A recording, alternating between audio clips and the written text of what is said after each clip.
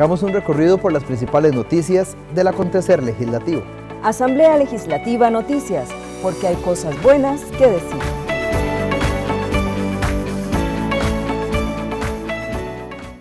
Bienvenidos a Asamblea Legislativa Noticias. En esta edición los acompañamos desde la presidencia de la Asamblea Legislativa.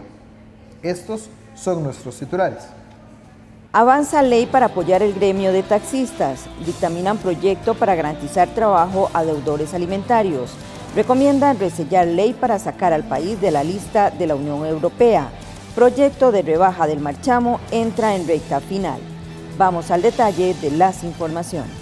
El plenario legislativo aprobó una ley para apoyar al gremio de los taxistas. El proyecto 21.924, Ley para la Protección del Taxista ante la crisis sanitaria y social generada por el COVID-19, recibió el aval de los diputados con el objetivo de respaldar a los taxistas. Este proyecto busca aliviar la carga económica de los taxistas al eximirlos del pago del canon al Consejo de Transporte Público durante un año, con una reducción de hasta el 50%. Además, contempla la autorización para la colocación de publicidad en los vehículos, así como la habilitación para transportar alimentos, medicamentos y otros suministros esenciales. La diputada Frente Amplista Sofía Guillén destacó que el gremio de taxis urgía la aprobación de este proyecto. La fracción del Frente Amplio va a votar a favor en primer debate este expediente. Hemos insistido, la lucha que dimos durante las últimas semanas fue para que uno de los elementos del proyecto se corrigiera. Y a pesar, y ya voy a abordarlo, de que eso no se corrigió, sabemos que el resto del expediente contiene avances que el gremio requiere. Por su parte, la diputada socialcristiana Vanessa Castro indicó que a pesar que la cantidad de oferentes de servicio ha disminuido, existen alrededor de 11.000 familias que subsisten a través de la prestación de este servicio. Cuando hablamos de 11.000 familias, reviste especial interés el tema y se convierte este proyecto 21.924 en un proyecto de suma importancia. El plenario legislativo también aprobó trasladar a la comisión dictaminadora el expediente 23.581, Ley de Impuestos sobre la Renta para lograr la exclusión de Costa Rica de los países no cooperantes en materia fiscal con la Unión Europea, por un plazo de 30 días para que rinda su informe respecto al veto parcial del Poder Ejecutivo a dicha iniciativa.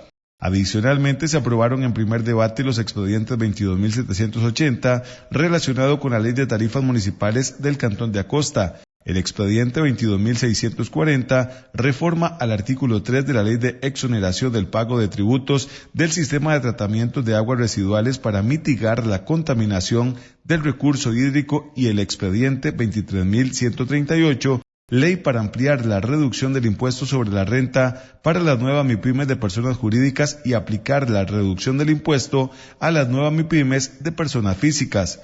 Asimismo, recibió aprobación el expediente 23.330 para excluir de la regla fiscal a empresas públicas o instituciones autónomas con actividades comerciales como Recope, CNP, Acueductos y Alcantarillados, Infocop, SINAR, Incofer, la Junta de Protección Social, el Cuerpo de Bomberos, Judesur, los cuerpos policiales, entre otros. Estas instituciones ya no estarán sujetas al límite anual de crecimiento del gasto público, que para el próximo año se fijó en 3.53%. El tope dependerá de las condiciones económicas y de endeudamiento del gobierno. La exclusión solo se aplica a los recursos generados internamente por estas entidades y no incluye las transferencias recibidas del gobierno central. Durante la sesión, los diputados también eligieron a Patricia Vargas González como magistrada de la Sala Tercera de la Corte Suprema de Justicia y se anunció la integración de la comisión que investigará al SINAR. Priscila Sánchez Conejo, experta en derechos tributarios, aseguró que el proyecto de tutela de apertura del secreto bancario es necesario. Priscila Sánchez Conejo, especialista en derecho tributario, calificó como necesario el expediente 23.366, que tutela el debido proceso en la apertura del secreto bancario por parte de la Administración Tributaria, por medio de una reforma al Código de Normas y Procedimientos Tributarios. La iniciativa se discute en la Comisión Permanente de Asuntos Jurídicos. Sánchez señaló que hoy el imputado penal tiene más derechos y garantías que un contribuyente en el caso de apertura del secreto bancario. Este proyecto de ley es un proyecto de ley necesario y yo voy a dar una recomendación al final, pero es necesario y porque hay que ponderar y hay que dar garantías mínimas a un contribuyente que hoy no las tiene. Yo creo que algo que nosotros tenemos que saber es, yo he luchado porque eso sea así, es dejar de pensar que todos los contribuyentes son evasores. En este país es muy difícil estar al día con todo, ser una persona que tenga una empresa. Yo siempre voy a defender esos intereses porque quien tenga una empresa, quien tenga una actividad económica en este país, está creando empleo. Y bueno, tenemos un fisco que es voraz, que va a seguir y que se aprovecha de una laguna o un vacío legal en este momento para accionar de la manera que está accionando. La propuesta establece la obligación de la Administración Tributaria de fundamentar las razones de hecho y derecho que obligan a la Administración Tributaria a solicitar la información del contribuyente a las entidades financieras. Además, el proyecto pretende exigir a la Administración Tributaria que exponga los motivos por los cuales los requerimientos de información hechos al contribuyente fueron insuficientes. Y por eso la solicitud de información de dicha persona a las entidades financieras es el último remedio procesal disponible para la obtención de la información financiera. La diputada Gloria Navas de Nueva República consultó sobre si la Sala Constitucional señala que el secreto bancario no tiene rango constitucional. Me llamó la atención la afirmación esa de que según la Sala Constitucional indica que el secreto bancario no tiene el rango constitucional. ¿En qué fundamentó la Sala eso? Que no tiene rango. Le respondo, ¿sí? Sí, claro. Sí. Eso fue muy interesante porque le voy a decir, hay una sentencia, y aquí la tengo anotada, hay una sentencia muy vieja del año 1992, las 578 de 1992, donde la Sala Constitucional define el secreto bancario. Pero hay una discrepancia, y ustedes saben que las discrepancias en la Sala Constitucional son muy peligrosas, y hay una discrepancia porque en ese entonces se dijo que el secreto bancario era las cuentas corrientes, los créditos, los contratos, era prácticamente todo. Después se dio otra sentencia donde se dijo que no, que eran solo las cuentas corrientes. Y finalmente, cuando se reforma ya, hay un cambio de criterio cuando se abren los secretos bancarios en el año 2012 y donde dicen que ya no tiene rango constitucional. ¿Por qué no tiene rango constitucional? Es muy interesante esto, doña Gloria, y vea qué interesante es.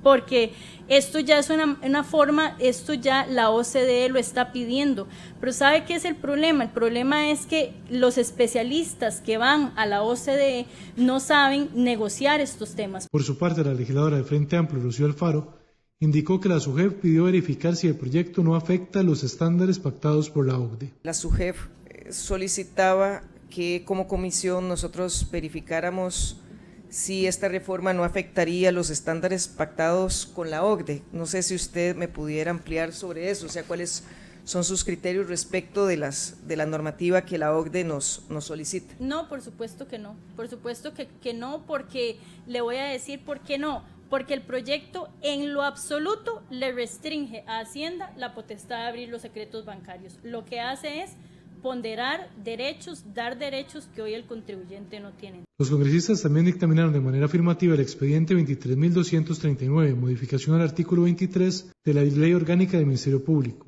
Ese tiene que ver con la publicidad e idoneidad en el proceso de elección de quienes ocupen la Fiscalía General de la República. Los cantones de Occidente podrían acceder a incentivos de zonas francas tras el dictamen positivo que recibió un proyecto de ley en comisión.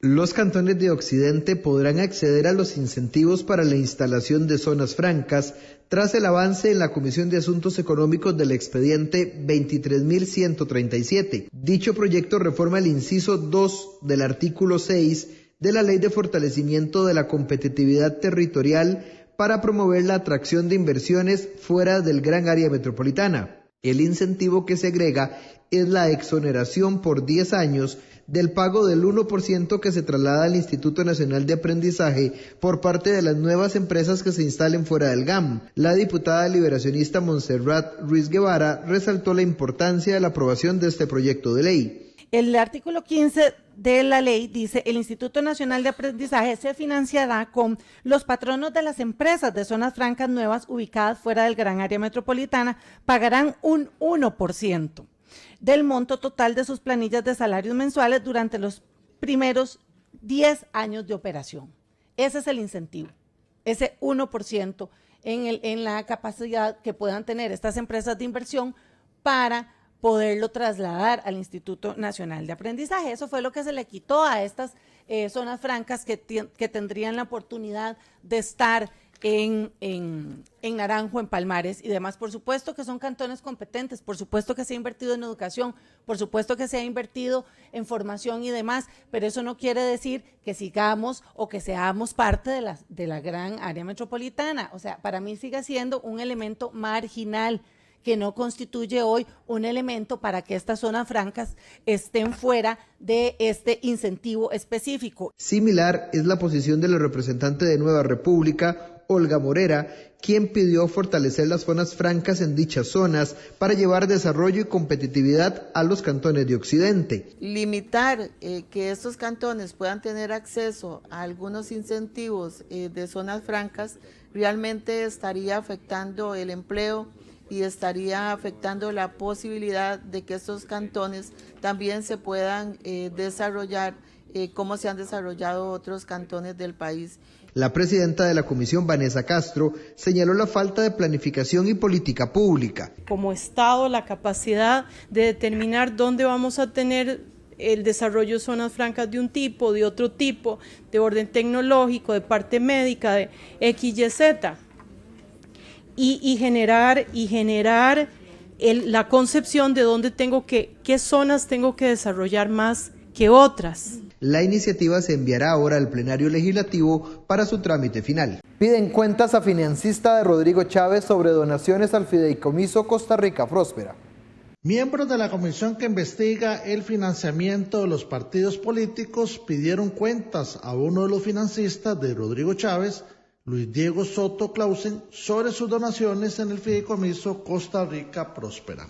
Consultaron a Soto sobre cuánto dinero aportó a la campaña del hoy presidente de la República y cuestionaron por qué nunca pidió cuentas para saber en qué se estaban invirtiendo su dinero.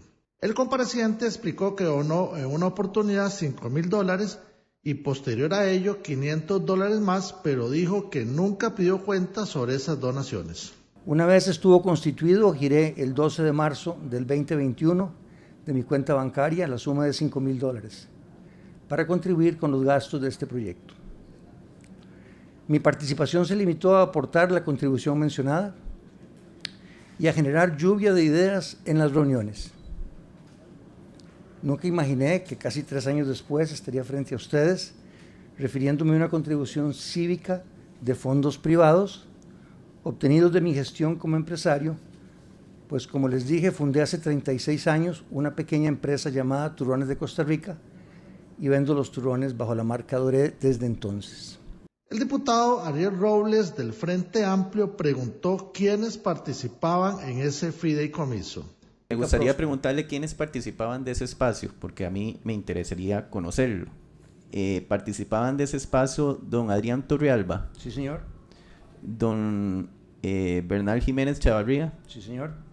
Don Roberto Batalla Gallegos. Sí, señor. La esposa de don Roberto Batalla es doña Damaris Robles Aguilar. ¿O su pareja? Según entiendo, pero no la conozco, doña Damaris. Es que doña Damaris curiosamente puso $10,000 dentro del fideicomiso. Ya después lo consultaremos a quien corresponda, pero nos parece muy interesante que don Roberto Batalla Gallegos haya puesto a la esposa a dar la donación y no a la de él directamente, ¿verdad?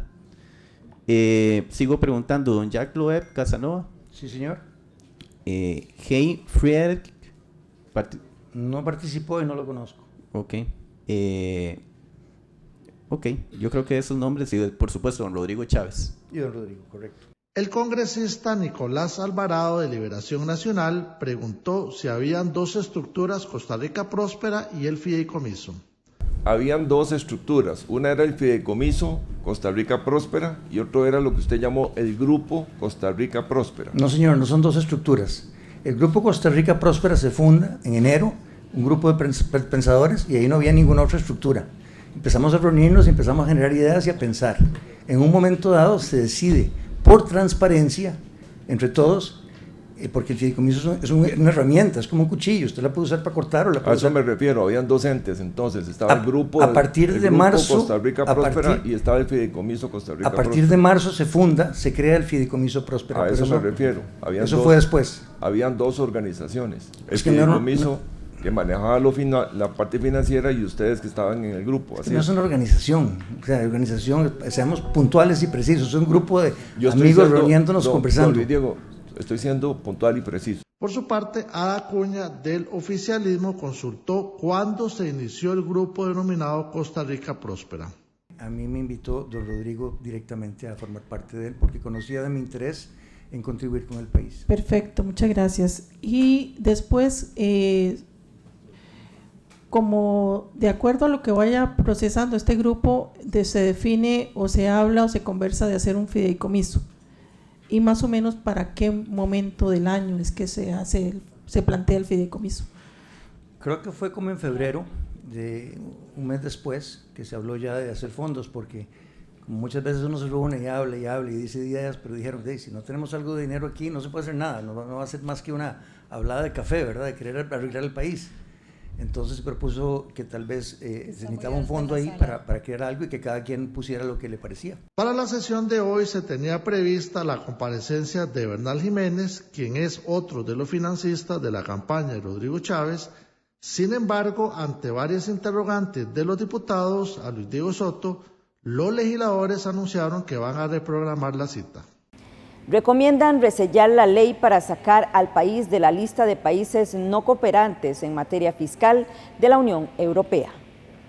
Pese a los últimos intentos del gobierno por lograr que los diputados acogieran el veto parcial al expediente 23.581 que busca la exclusión de Costa Rica de la lista de países no cooperantes en materia fiscal de la Unión Europea, la comisión que fue creada para estudiar este expediente recomendó al plenario resellar la ley. Nogui Acosta, ministro de Hacienda, asistió al foro legislativo para indicar que el país perdería potenciales ingresos fiscales que son necesarios para una sana atención de los intereses públicos y reafirmó que hasta el 3 de octubre se reúne el Comité de Conducta, quien es el ente técnico que emite la recomendación final a los ministros de Finanzas europeos para su reunión del 20 de octubre. El jerarca indicó que el texto aprobado va más allá de lo solicitado por los europeos. Lo que ustedes están haciendo hoy con esta ley que pretenden resellar es permitiéndole a un grupo importante de empresas que hoy pelearon durante años, pero que con las resoluciones hoy, con la ley hoy van a tener que empezar a pagar y van a pagar ese monto y para siempre. Entonces la pregunta es si es razonable que nosotros hoy le digamos al Ministerio de Hacienda, usted no puede volver a cobrar esta plata. Yo creo realmente que como costarricenses el escenario ideal era eliminar esa subjetividad, pero no eliminándole la capacidad al gobierno o al Ministerio de Hacienda de cobrar un impuesto que corresponde, que tiene una razón de ser y que tiene una territorialidad económica que corresponde a lo que hacen hoy. El diputado frente amplista Jonathan Acuña valoró su posición con este veto. Lo que sí tiene que corresponder a una discusión de orden de políticas públicas son los principios constitucionales, y hay un principio, y eso es lo que me lleva a mí a pretender que no se reselle así este proyecto. Hay un principio que para mí es muy valioso, que se desprende de la constitución política, esto no lo digo yo, hay múltiples sentencias de la sala que así lo han confirmado, que se desprende de un conjunto de principios establecidos en la constitución política, el principio del el deber de contribuir, el principio de igualdad, de un conjunto de principios, que es el principio de capacidad económica. Y eso sí es un asunto de orden constitucional, pero que también es de orden ético. Y entonces, si sobre la mesa lo que está es resellar un proyecto que provoca que un conjunto de grandes empresas no vayan a pagar un impuesto sobre rentas que obtienen en el extranjero vinculadas a su actividad económica. La presidenta de la comisión, Daniela Rojas, señaló que están en esta condición dada la posición del gobierno. Entonces, que hoy estemos en problemas de tiempo no es nuestra responsabilidad. Esta asamblea hizo lo propio y el 14 de septiembre tuvo un proyecto aprobado en segundo debate que cumplía con lo establecido por la Unión Europea. Que el veto se puede hacer por razones de conveniencia, se podía hacer, que es legal y que está en todas sus facultades también, pero cumplimos con un proyecto, dejándolo como las reglas del juego han estado siempre, históricamente, pero dejando aún más la posibilidad de que la discusión se dé en otro espacio de manera más amplia. La jefa de fracción oficialista, Pilar Cisneros, lamentó la decisión de mantener la redacción vetada por el Poder Ejecutivo. Yo no puedo estar jamás de acuerdo con el resello. Y yo tengo la esperanza de que cuando llevemos esta discusión a plenario y cuando tengan ustedes que conseguir los 38 votos para resellar esto, no los obtengan, no los consigan. Porque es lo mejor que le puede pasar al país, porque es lo más justo con nuestro pueblo y con nuestra gente. Ahora el plenario recibirá los informes respectivos y tomará la decisión final. Si es resellar, se necesitará el voto de 38 diputados. Proyecto para bajar el marchamo entra en su recta final y llegará al plenario legislativo. Tras conocer las últimas mociones vía artículo 137 del proyecto de rebaja del marchamo en la Comisión Legislativa que analiza el tema, los diputados esperan que la propuesta pueda aprobarse en primer debate en esta misma semana. Esa es la intención de varias fracciones legislativas luego de que se tramitaran las últimas 15 mociones al texto, lo que significa que pasaría a análisis del plenario legislativo para su discusión final. La iniciativa rebaja el impuesto a la propiedad de los vehículos entre un 5 y un 50%. Con la disminución del marchamo, el gobierno dejaría de recaudar alrededor de 50.000 millones de colones. Daniel Vargas del oficialismo manifestó que no existen más mociones por conocer y se puede acelerar la discusión en primer y segundo debate. Para efectos de acelerar la discusión en primer y segundo debate y poder convertir este proyecto en ley. En este momento creo que hay un texto de bastante consenso, hay pequeñas modificaciones de forma que son las que vamos a ver hoy en esas mociones y esperamos que se logren aprobar para que el proyecto tenga los votos de las 6 fracciones. La parlamentaria Sofía Guillén del Frente Amplio señaló que el proyecto entra en su recta final. Pareciera todo indicar que sí es la recta final del proyecto, ya es el último día, mociones 137, de aquí lo que quedaría es un periodo para reiterar, si es que alguien desea reiterar y si no de una vez primer y segundo debate. Yo esperaría que se mantenga el consenso que hemos trabajado de manera colectiva hasta el momento, que no pase nada raro de última hora, porque cuando pasan golazos de última hora los consensos se caen, ¿no? Entonces yo esperaría que se mantenga hoy el consenso, lo veremos hoy en la noche en la comisión, creo que es como el momento clave para ver si el consenso se mantiene o no, y si se mantuviera yo esperaría que esto fuera ley lo antes posible. Eli Feisan, del Liberal Progresista, dijo que esperan que el proyecto entre esta misma semana al plenario legislativo. Yo espero que ingrese al plenario mañana, martes o miércoles, con lo cual podríamos el jueves darle el primer debate, esa es la esperanza, y poder estar dando el segundo debate el martes de la próxima semana. La comisión se reúne hoy, hay un consenso bastante amplio en cuanto a cuáles mociones aceptar, cuáles rechazar. Habrá algunos diputados que defenderán sus mociones, pero al final de cuentas yo creo que hoy se sale con todas las mociones. La TV Legislativa consultó a varios parlamentarios y no existe la intención de presentar mociones de reiteración al plan y existe un consenso para que pueda votarse en esta misma semana. Los legisladores esperan que el Poder Ejecutivo no vete el proyecto de ley. El ministro de Seguridad, Mario Zamora, apuesta a una mayor inversión para enfrentar el crimen organizado en el país. El ministro de Seguridad Pública, Mario Zamora, manifestó que para el año 2024 se están invirtiendo más recursos en seguridad para poder enfrentar el crimen organizado y la ola de violencia que enfrenta el país.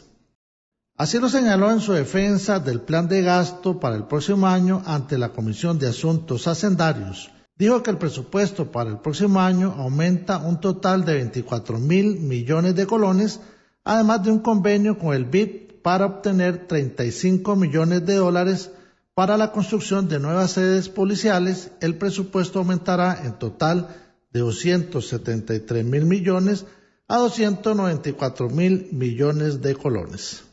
El esfuerzo de esta administración y de este gobierno en materia de seguridad queda reflejado y evidenciado por la mayor inversión pública en muchísimos años en esta materia. Se están inyectando para el presupuesto 2024 justamente 24.000 millones de colones para encarar y enfrentar el escenario de inseguridad que se maneja y administra desde nuestro ministerio. El diputado José Joaquín Hernández de Liberación Nacional manifestó que el tema de seguridad es prioritario, urgente y de mucha preocupación en Costa Rica y consultó sobre las faltas de controles en las zonas fronterizas en Nicaragua. Yo quisiera que se tomen acciones concretas para volver a ver esos puestos de control, para empezar con algo concreto, que los ciudadanos sientan de que verdaderamente estamos haciendo algo concreto. Usted hace referencia a un momento histórico en que había una sobrepresencia policial en frontera norte dada los conflictos que había en ese momento del lado nicaragüense, y eso generó que hubiese todo un complejo de estructuras policiales que se encargaban de nuestra defensa nacional en esa frontera. Con el paso del tiempo es muy cierto que muchas de esas instalaciones fueron abandonadas por fuerza pública porque perdieron utilidad en aquellos momentos frente al tema con Nicaragua. Han venido cobrando nuevamente importancia estratégica por el paso de droga que usted mismo señala. Y ahí absolutamente ratifico sus palabras. Y eso está generando también un fenómeno de crecimiento inexplicable de patrimonios en la zona. Justamente la policía que se encarga de investigar ese tema patrimonial, muy relacionado con el narcotráfico, no es la fuerza pública, no son nuestros policías de azul, es la policía de control de drogas.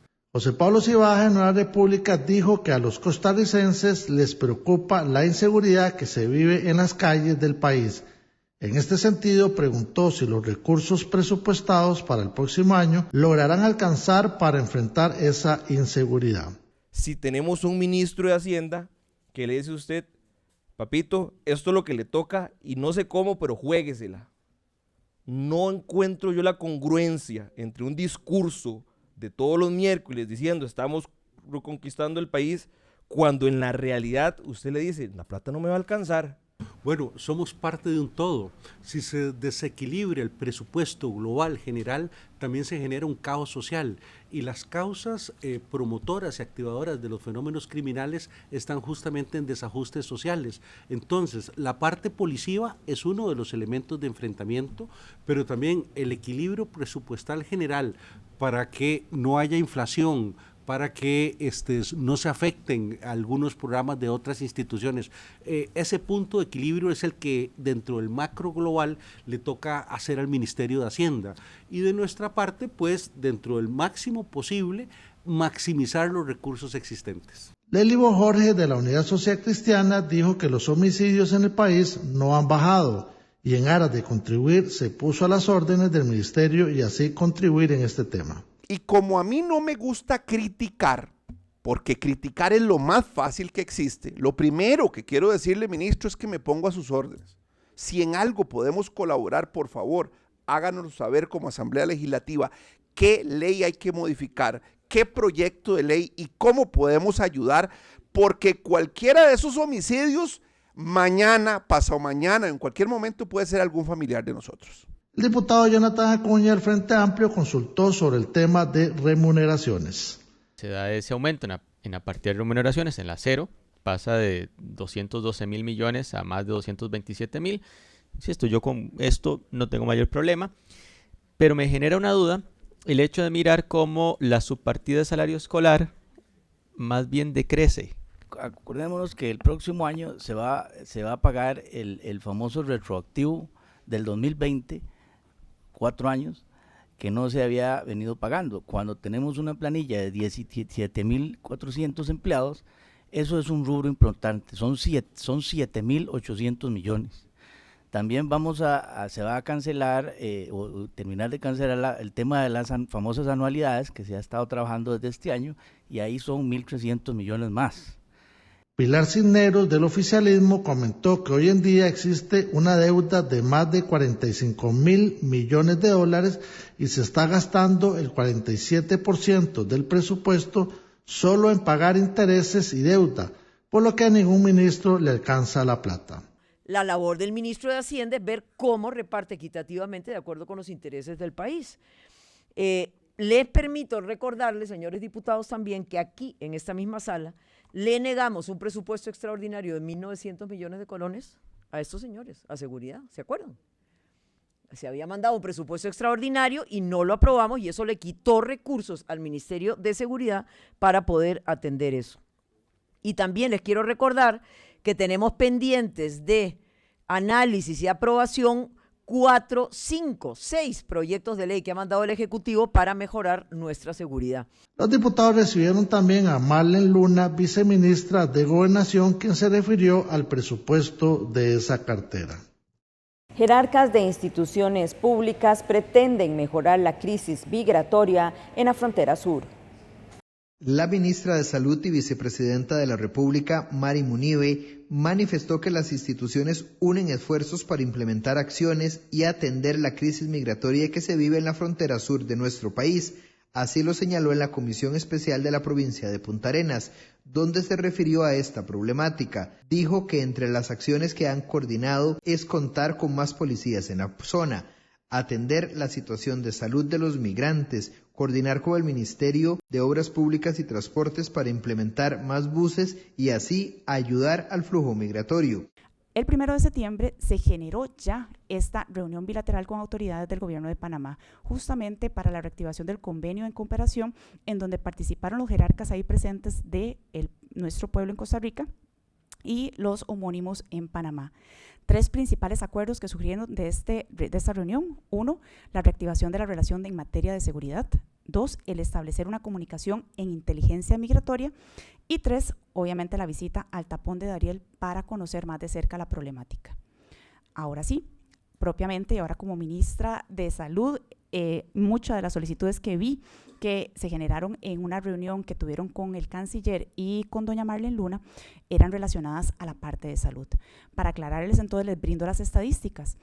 Mucho de lo que se hace es regulación de la salud, vigilancia epidemiológica y vigilancia de la salud, que es parte de lo que solicita el plan de acción en cuanto a manejo de migraciones y flujos migratorios mixtos. El diputado Ariel Robles del Frente Amplio se puso a la orden para enfrentar la crisis migratoria que vive el país.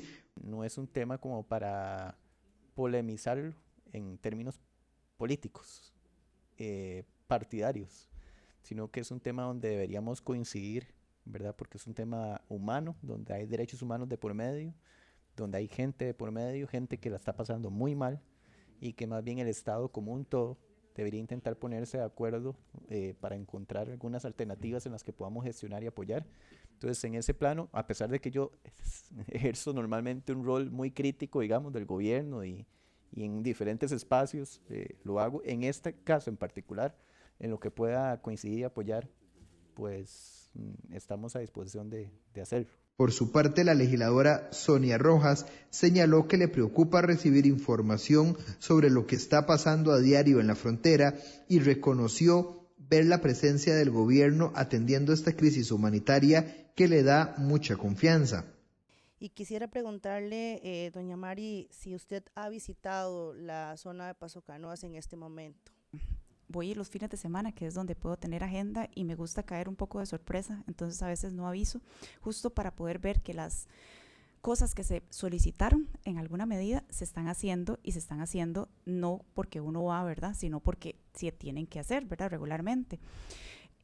La primera vez, creo que recuerdo, fui mucho porque había una solicitud de los padres de un colegio en donde al frente, en la plaza, se habían posicionado muchos migrantes y estaban teniendo ciertas conductas que obviamente impedían no solo el uso del parque, sino también otro tipo de actividades con los niños. Entonces se hicieron todas las gestiones para hacer el traslado y justo ahí fue donde salió lo del campo ferial, mucho en coordinación con la municipalidad y con todos los actores locales.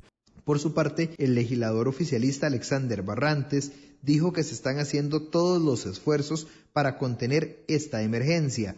Sí siento que se ha hecho todos los esfuerzos, sí siento que sí ha trabajado de manera correcta, que sí ha planificado y que se está abordando con seguridad y con orden el tema.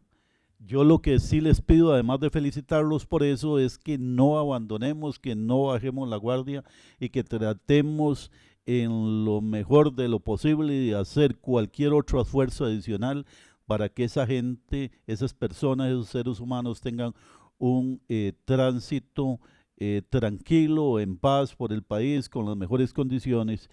El tema continuará en análisis de este foro legislativo.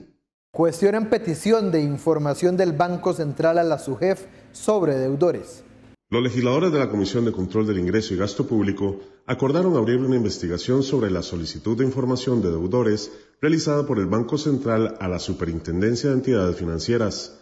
Además, se analizará si se solicitó información crediticia a otras entidades no reguladas. En medio de la audiencia donde se recibió al presidente del Banco Central de Costa Rica, Roger Madrigal, los congresistas lanzaron fuertes cuestionamientos por la solicitud de información a la SUGEF. La diputada del Partido Liberal Progresista, Katia Cambronero, consultó sobre el tema de protección de datos. ¿Por qué ninguno de sus oficios, resoluciones o acuerdos de junta directiva mencionan el artículo 3, inciso E, de la Ley de Protección de Datos, la Ley 8968, que expresamente dice que la condición socioeconómica en un dato es un dato sensible? ¿No lo vieron o no lo quisieron ver? Hay un problema conceptual. Primero, condición socioeconómica no está definido, simplemente no está definido. Entonces, los invito a que busquen qué es la condición socioeconómica. La ley, la jurisprudencia no define. Hay variables de ingreso, variables de educación, variables de condición de vivienda, de razones de dependencia, etcétera. Ninguna de esa información la estamos pidiendo, la única es ingreso. La legisladora insistió en que la información que se solicitó es sensible. Madrigal explicó que es una responsabilidad del banco la estabilidad del sistema financiero nacional y desde hace muchos años se pide información tributaria. La congresista del PUSC, Vanessa Castro, preguntó de quién fue la idea de solicitar los datos. ¿De quién es la idea o en qué momento se genera o cuál es la persona que indica que hay que recoger estos datos? Es parte del convenio con el Fondo Monetario Internacional, en página 96 del memorando técnico, que se establecer un repositorio que tiene dos fases. Primero tener la información y luego poder hacer el análisis, meta que sigue vigente. El diputado Francisco Nicolás pidió que le indicaran cuál es el artículo de la ley del banco que autoriza solicitar información sensible. El Banco Central, enterado de la medida cautelar dictada por la Agencia de Protección de Datos de los Habitantes, conocida como PROHAB, donde refiere a que debe de cesarse de pedir la información con datos personales. Estamos enterados de que suspendió esa medida. Por su parte, Fabricio Alvarado de Nueva República consultó si no se podría darle una posición desproporcionada al solicitar datos de los costarricenses. ¿No cree usted que hay una posición desproporcionada en el caso de SUPEN y Banco Nacional cuando el bien jurídico en juego es tan delicado como la privacidad de los datos personales de los costarricenses? Si me alcanza más, le hago más, pero estas para mí son importantes. No, muy bien, muchas gracias, don Fabricio. Claro, valoramos la pérdida de confianza de que no tener los indicadores económicos, el daño que se le hace al país con eso. Sí, obviamente sí valoramos cuál es el bien jurídico superior a tutelar. Entonces, por supuesto que el banco actuó con eso. No se le comunicó previamente al CONACYT sobre la información que se haría a la Fiscalía de los hechos. Nosotros no hemos hecho ninguna demanda, lo que se ha hecho se ha comunicado y la Fiscalía es la que... El legislador oficialista, Daniel Vargas, consultó al compareciente si era cierto que el gobierno había presionado por la entrega de los datos. Se dijo aquí que el gobierno de la República había presionado por la entrega de los datos. Dos preguntas puntuales. ¿Actúa el Banco Central dentro de su autonomía para efectos de gestionar lo que gestionó? Definitivamente, absolutamente. No ha existido ninguna presión del gobierno en este asunto. El gobierno no se ha metido para nada. Madrigal insistió ante los legisladores que no han solicitado información sensible, pero sí datos tributarios. Recursos de la Junta de Protección Social podrían ayudar a las personas en condición de calle. Mediante una reforma que se tramita bajo el expediente 23.427, se busca trasladar recursos de la distribución de rentas de las Loterías Nacionales para la protección social de personas en situación de calle permanente y migrantes en tránsito. La iniciativa fue dictaminada por la Comisión de Derechos Humanos. El diputado Antonio Ortega indicó que las estadísticas indican que aproximadamente el 74% del gran área metropolitana tiene entre 17 y 47 años y confiesan sufrir diversas adicciones. Entre las organizaciones que saldrían beneficiadas de este proyecto está Chepe Cebaña, la Fundación Humanita, la Asociación para el Rescate de la Población en Situación de Calle de Turrialba, la Asociación para Disminuir el Sufrimiento Humano de Pérez Celedón y la Asociación Pro Ayuda al Hermano Limonense en Situación de Calle. La legisladora Rosalía Brown explicó que no votará a favor de la iniciativa hasta tanto la Junta de Protección Social le confirme que no se le va a quitar recursos a otros programas y que podrá cubrir el porcentaje que se está pidiendo en la iniciativa. Pues no me gustaría crear falsas expectativas en la gente que espera la llegada de recursos, afirmó la diputada de Nueva República. En la actualidad se estima que son unas 8,000 personas las que se encuentran en esta condición. La mitad de ellas habita en las calles de la capital. Gracias por habernos acompañado en esta edición de Asamblea Legislativa Noticias. Los esperamos la próxima semana.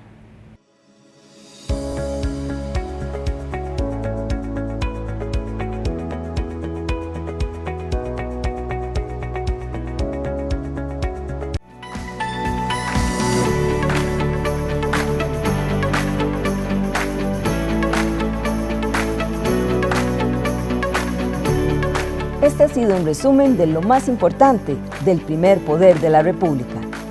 Asamblea Legislativa Noticias, porque hay cosas buenas que decir.